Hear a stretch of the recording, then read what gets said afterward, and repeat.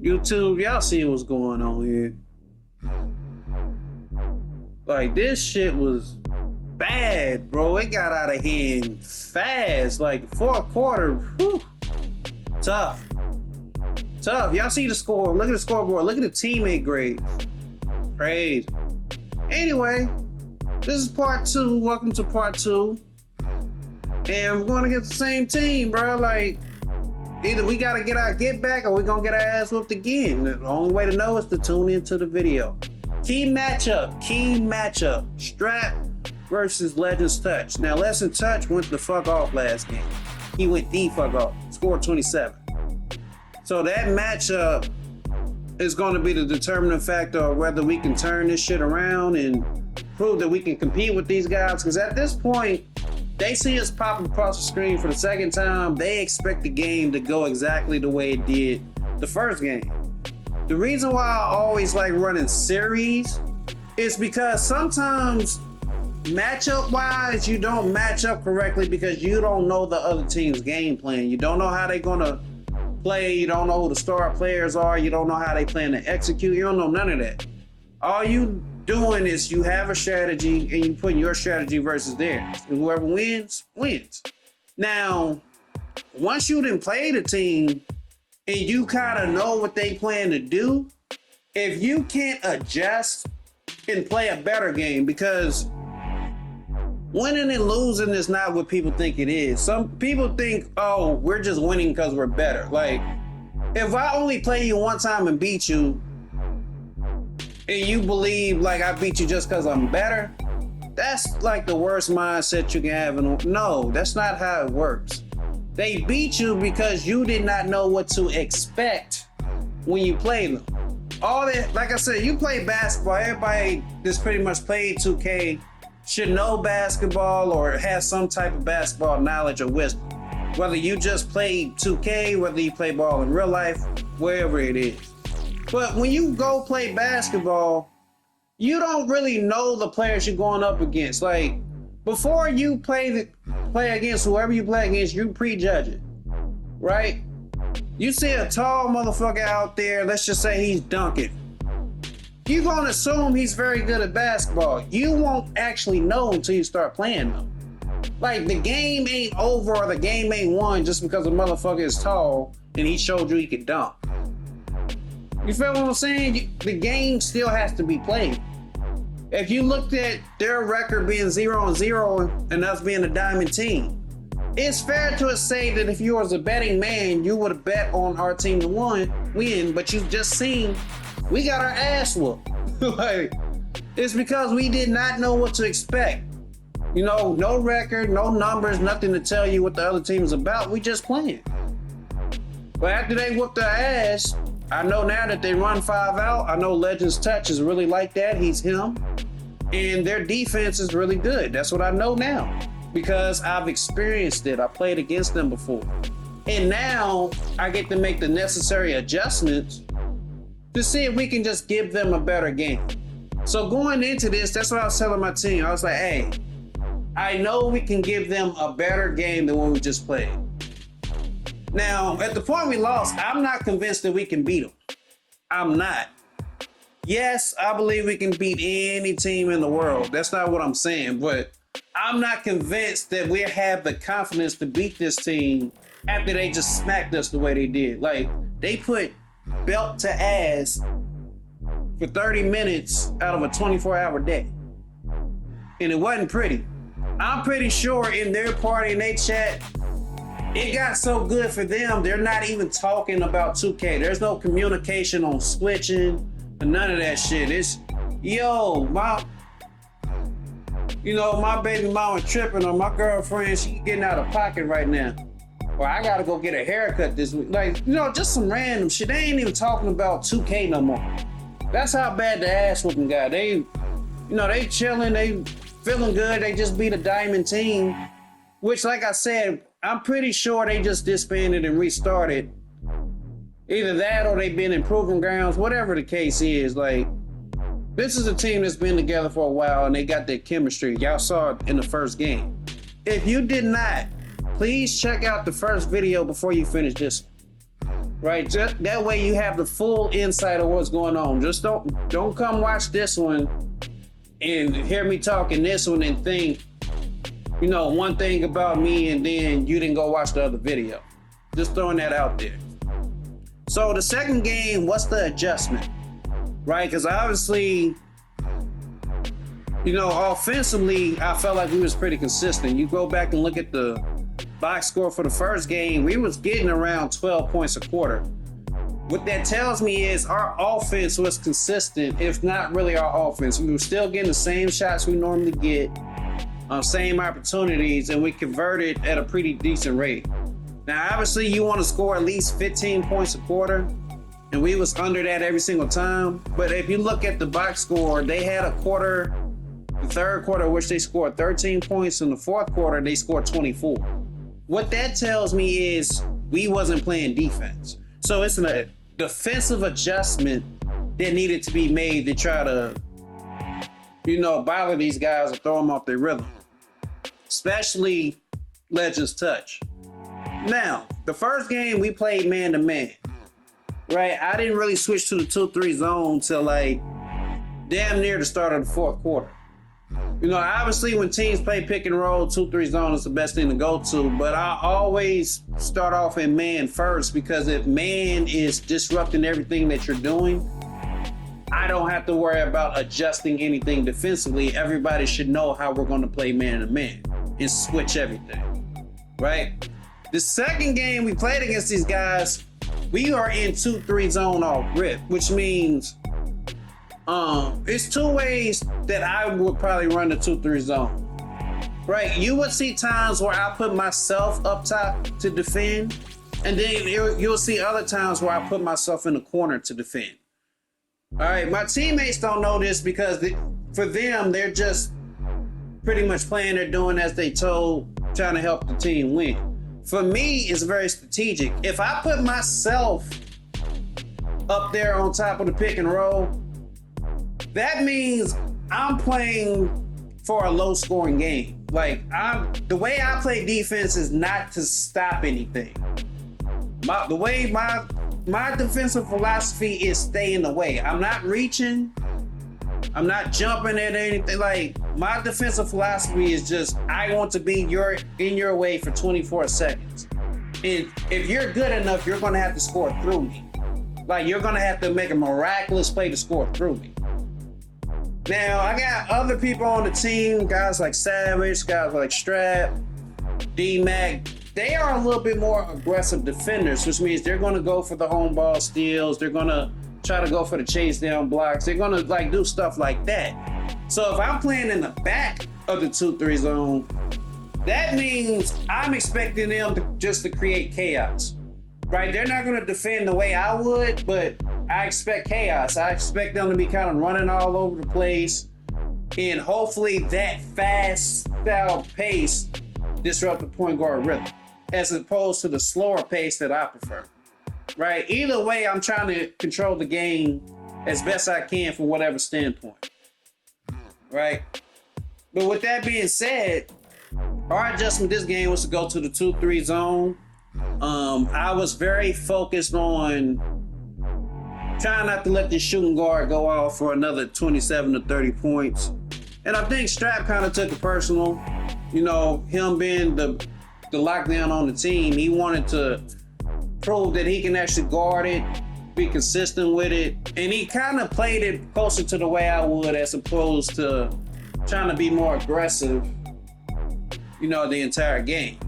Now, another big difference in this particular game, you will notice I had 10 points in the first quarter, and I'm scoring very, very early, right? Most of the times we play, I do not end up with the most shot attempts, but in a game where a team has proven they can beat us, a lot of times I come out and play a lot more aggressive to set the tone for my team. So the more aggressive I go, tells the team, hey, you might want to give me the ball a little bit more. I'm probably going to force a little bit more shots than I regularly do, just because that's the best way I think we can win, right? Most of the time I want to just play the right way, and the right way should produce a win.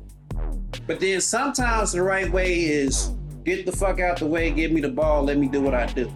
Like sometimes that's the right way to win, and there's nothing wrong with whatever style you prefer.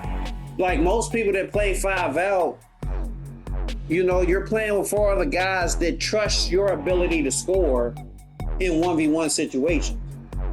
Right? For me, it's no different. I just prefer to do it in a way that says, hey, I'm still thinking about you guys first. My first action is to score first, pass second, rebound third.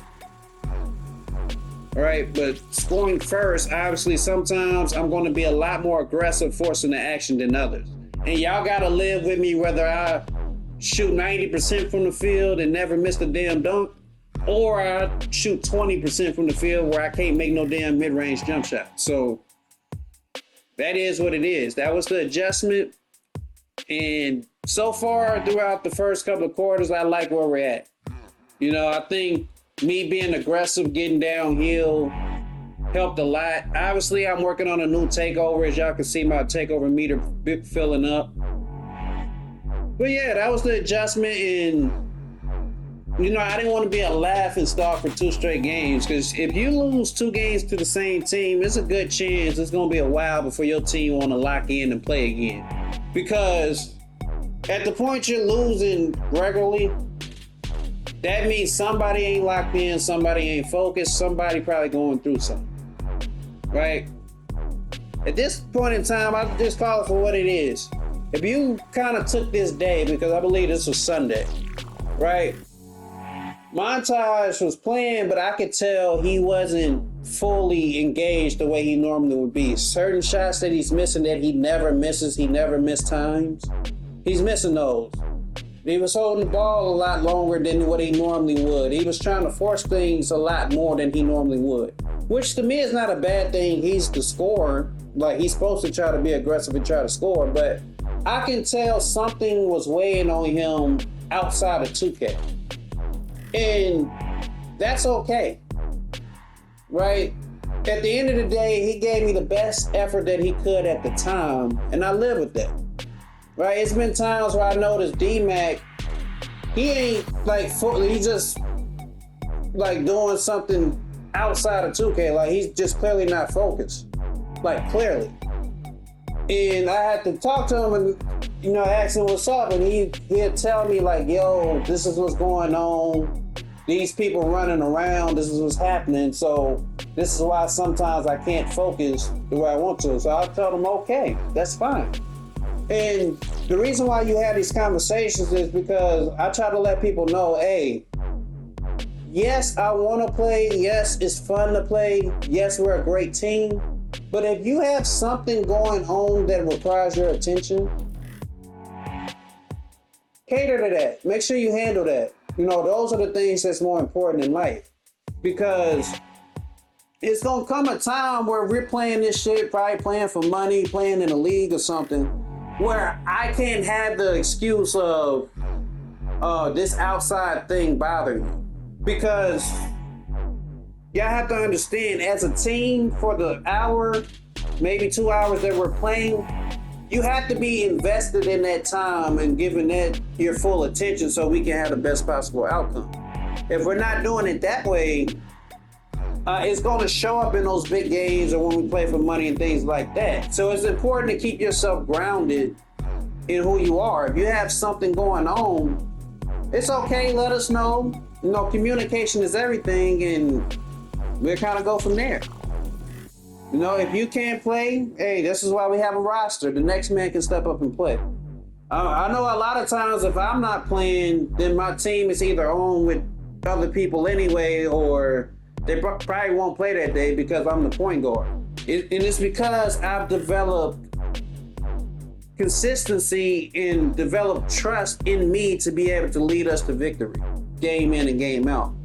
So if I'm off center and I'm not focused on nothing, it's going to show up. So a lot of times if I can't play, I'm not going to try to force it. I want to give y'all the best version of me every time I step out and play. So like, just keep that in mind. If you have teammates, you can tell they're a little bit off, they're not as focused, because we all see it. You know, I talk to everybody as a team, and then I talk to my guys individually. You know, not every conversation that we have is gonna be shared amongst the team, but like, nah, if we're playing, you see somebody kind of off and you want to call them out on it, cool, we can have a conversation just to see what's going on, because more than playing 2K, I want you to keep becoming the best version of you. I want you to like take the things that I'm saying with 2K and be able to apply them to your real life so the quality of your life can be better. And that's what I'm all about. That's why I make these videos. Before I wanted to teach people 2K, I realized there's no point in trying to teach people something that they don't want to be taught. No, people want to have fun at the game. It is a video game at the end of the day. So let's get to the point where we can focus on that. For me, winning is fun. So let's focus on winning. Simple as that. So now you see the second game right here. A lot better than the first game. I like the defensive intensity everybody came out with. I like how, because we had lost the first game, nobody lost their composure going into the second game. And I tell everybody all the time, I always remind my teammates, hey, that first game we play against somebody, it means nothing.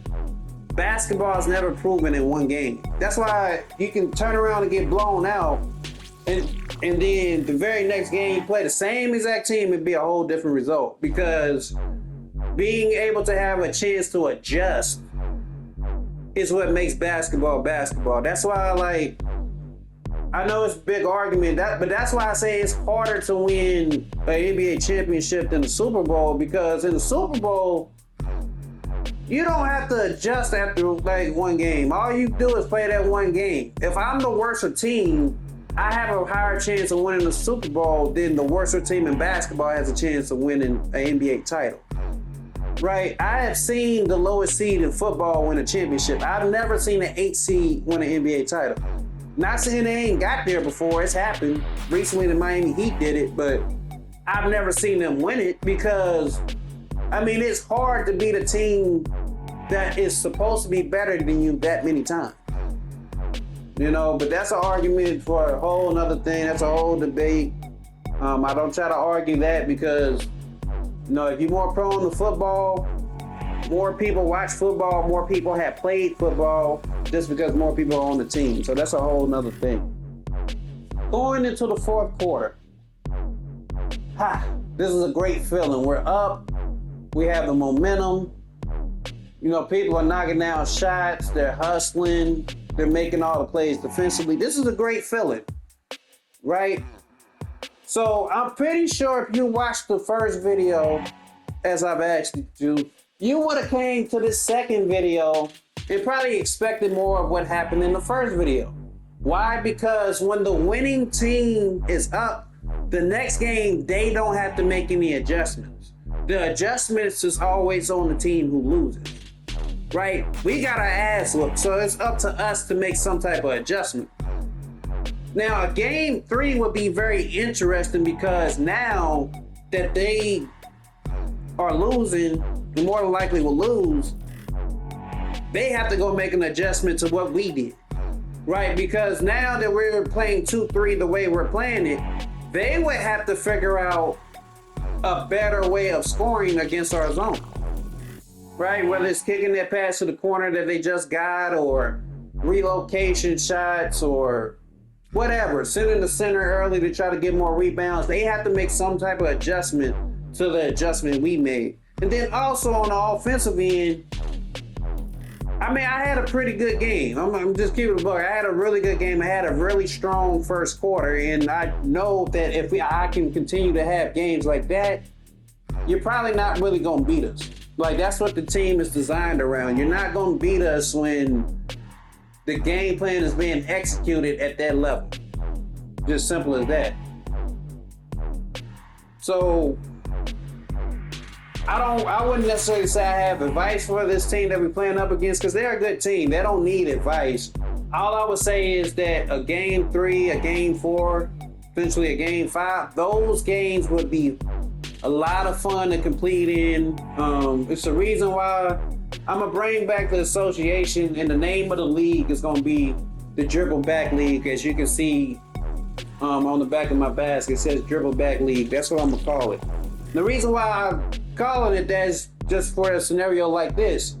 It's always cool to go play a team one time, beat them, had an upper hand, and be talking shit. But same thing for them. They beat us with their ass. It'd be fun to hear what they had to say in the chat, or if somebody made a video, hear what they got to say. But nah, let's run that shit back. Go ahead, dribble that shit back. Right? And then see if you still have that same energy. And if you do, that's a beautiful thing. That just means we have to get better. But if you don't, we'll see you again. Don't worry about it. We'll dribble that shit back one more time. You feel what I'm saying? So it's all in good, clean fun. At the end of the day, these games could potentially be bigger than just a video on YouTube. This could be part of a league. This could be a part of an association where like-minded people have a platform to express themselves, to have fun, to showcase their skills and talents, and ultimately see who the best team out there is, which is us, obviously. But hey, to each his own. Everybody feels like they're the best until they go against the best. Simple as that. So in other news, the videos I got coming up on the horizon, I just have content. I recorded some things. I have things in the Proving Grounds. I don't really play stage that much this year because the 1v1 court is bad, y'all. All you gotta do is back somebody down and fade. There's absolutely no way to defend that. I mean, I'm literally in perfect position and I can't defend it, so. I don't have much content there, but definitely in the Proving Grounds, definitely Proving Grounds 5v5. And I'm going to be working very soon. I'm kind of waiting for the patch as far as like trying to join in the leagues or anything like that. I'm kind of waiting for the patch to go ahead and drop, see if they're going to change shooting, if Zens are going to start becoming a problem again, or, the whole nine. That's what I'm waiting on. But once that happens, you will see your boy back in the suit, walking the streets, talking my shit, and creating some creative videos for y'all. I know that's what got me to the point I'm at today, and I'm so appreciative of everybody that watches the video, comments on the video. Guys that know me that check in on me after a video if I have a certain message or something like that. So I truly appreciate all the encouragement, all the support. I'm starting to fall in love with the grind of this YouTube thing. I know what my main focus is now. I know what my purpose in life is now. And I'm enjoying the journey every single day. So whether a video has 100 views or whether it only has one, I'm still appreciative and I'm enjoying the journey. And that's what it's all about at the end of the day. Anyway, if you like the content, subscribe, hit the like button. Let me know that you fuck with me. Again, I appreciate everybody that supports and watches my videos. And I will continue to work and get better to make better content for you guys. It's been Lethal. I'll catch y'all in the next video. I'm out.